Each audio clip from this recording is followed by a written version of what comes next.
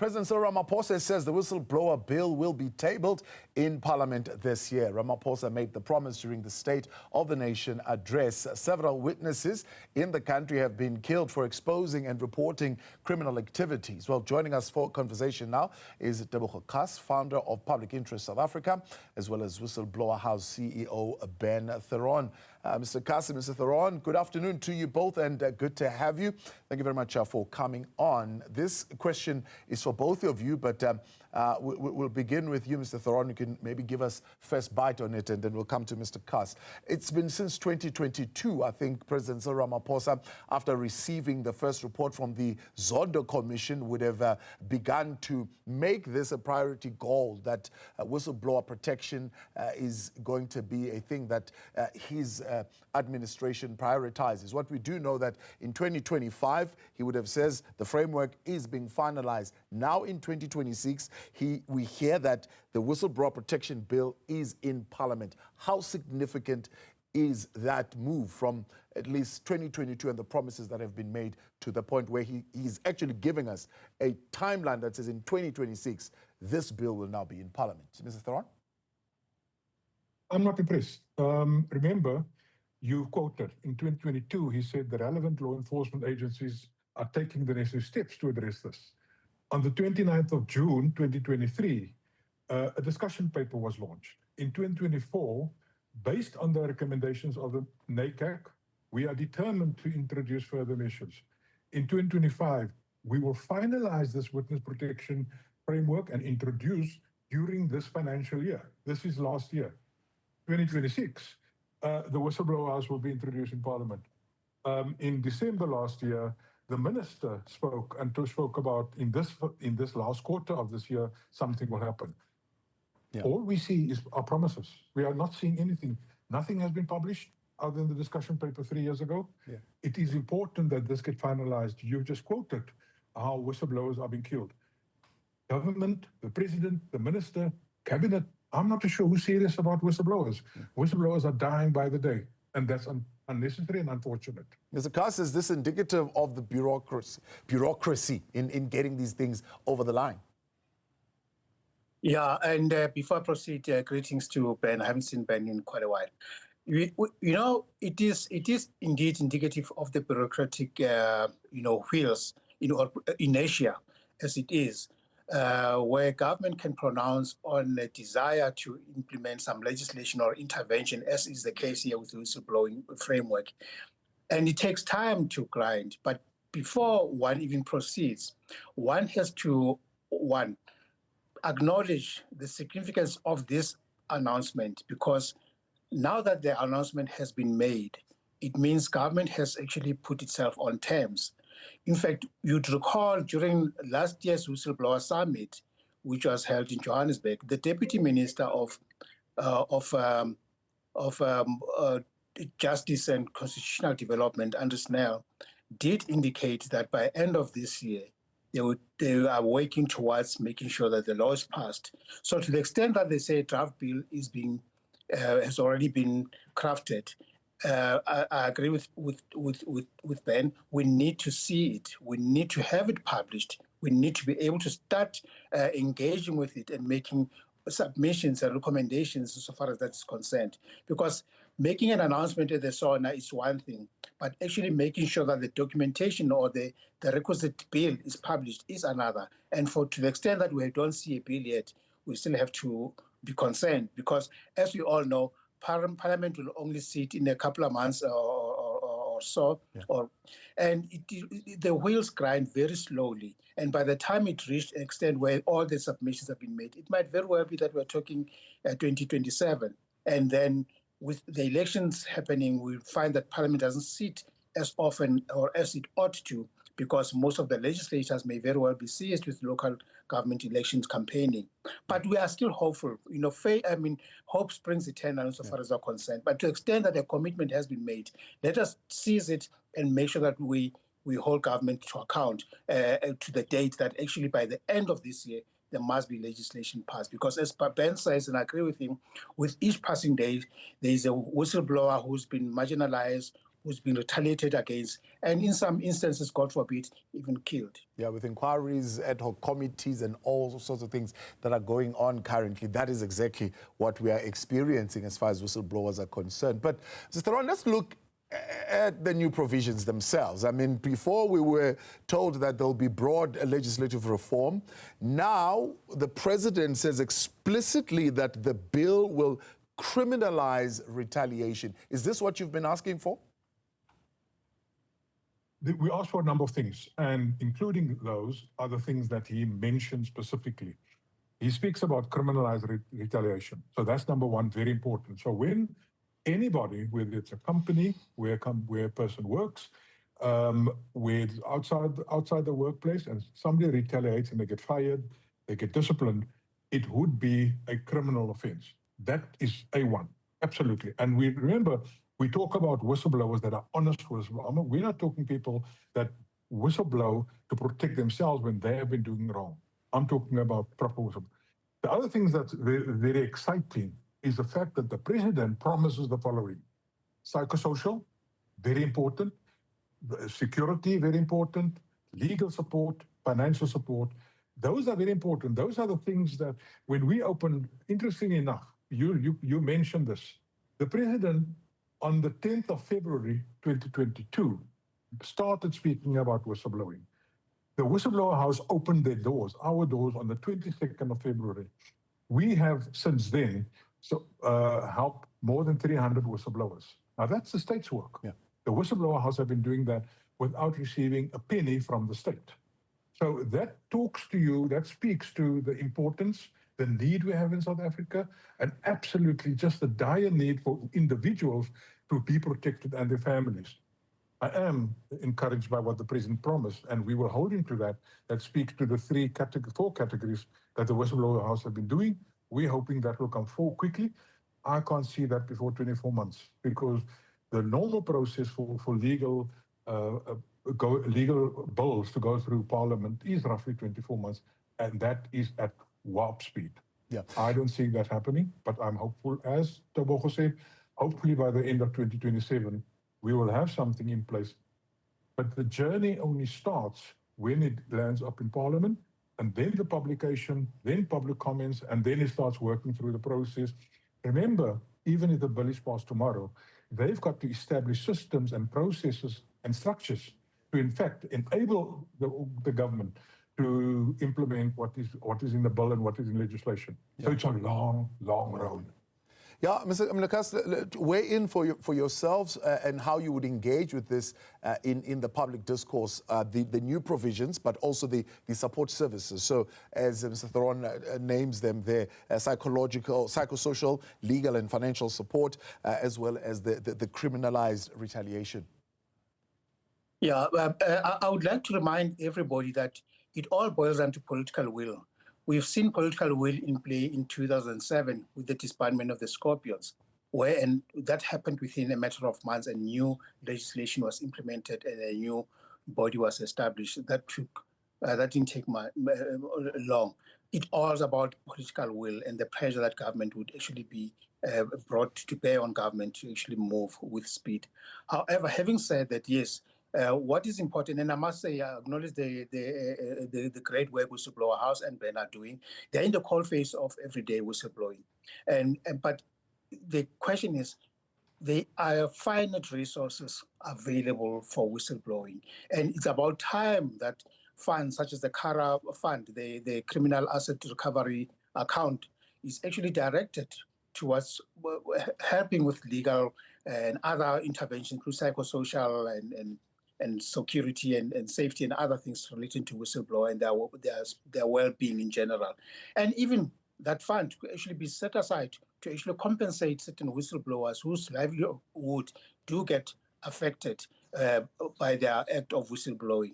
And it cannot be that in a country where we are afflicted with so much corruption and crime, we still believe that whistleblowers should be exposed to their own ends. We also do get approached by whistleblowers. Unfortunately, we are not funded at all, not even by the private sector, never mind government, to be able to see how we can intervene. We are glad where we can be able to, using our own resources and networks, to intervene. But it cannot be that government abdicates its responsibility as a guarantor of safety of last resort constitutionally to civil society and private sector. It cannot be that government only wants to benefit from the proceeds of the recoveries that they've done through the SIU and others, which are whistleblower in most instances where whistleblowers are involved, and whistleblowers are not even compensated. So whatever it is that the new bill seeks to address, we need to ensure that the issue of compensation, and I'm glad that the president did allude to it, is actually placed first and foremost to ensure that whistleblowers know that whatever risk they're taking by exposing this thing will at least make sure that their livelihood is not impacted to the extent that it currently is the case. Yes, it is regrettable where we have whistleblowers who have to now live underground or go in exile or fear for their lives, and in most instances have their lives taken, as we've seen recently with the Marumo Peña issue, which happened a few years ago, 3 or so years ago. We are glad that with the arrest of this criminal, the suspect now, yesterday or during the week, that the kingpins would actually be brought to bear themselves, because it is one thing to go for the foot soldiers, as in the Babita Deokaran issues, whereas the kingpins themselves still go around their own lives as if nothing has happened. So yes, we are grateful to the extent, but maybe on my end, yes,